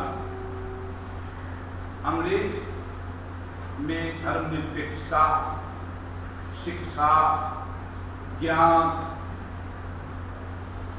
उसी काल में वैज्ञानिक क्रांति शुरू हो गई, फ्रांसीसी क्रांति आ गई, औद्योगिक क्रांति प्रारंभ हो गई और इन सारे का प्रभाव पूरे विश्व पर पड़ने लगा।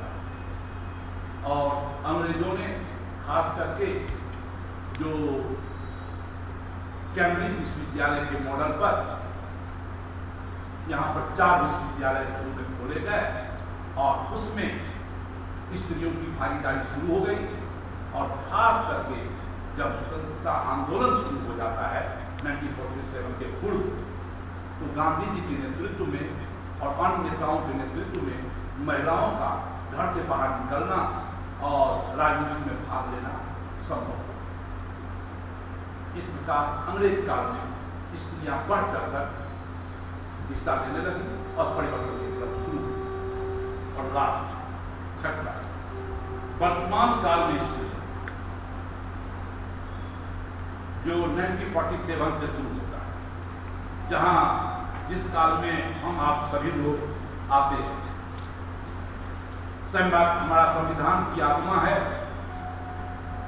स्वतंत्रता, समानता, बंधुत्व, यानी किसी आधार पर जिसमें लिंग में स्त्री पुरुष में किसी प्रकार का भेदभाव नहीं है, समान अवसर प्रदान किया जाएगा, अपनी मर्जी से जीने का अधिकार मिलेगा। लड़की का शादी का उम्र 18 साल, लड़कों का 21 साल हो सकता है बहुत जल्दी से, इसी बार लड़की लड़का दोनों का हो जाएगा 21 साल, क्योंकि यह डिमांड करने लगा।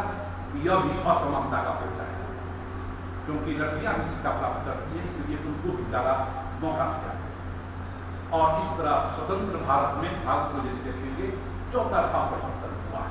लड़कियां बढ़ चढ़ के हिस्सा ले रही हैं, बहुत काबिल हैं और बहुत योग्य हैं, जो हमारे सामने शिक्षा योग्य शिक्षिका हैं, जो वुमेन के रूप में जिनको मैं बेहतरीन करता हूँ। और यह आधुनिक भारत में है। लेकिन बच्चों, इस आधुनिक काल को भी गौर से देखेंगे तो महिलाएं सैद्धांतिक तौर पर समानता, स्वतंत्रता, बंधुत्व के हकदार हैं, इक्वालिटी, लिबर्टी, फ्रेटर्निटी, लेकिन व्यवहार में मैं एक छोटा उदाहरण से समाप्त करूंगा। आपको मालूम होगा कि निर्भया का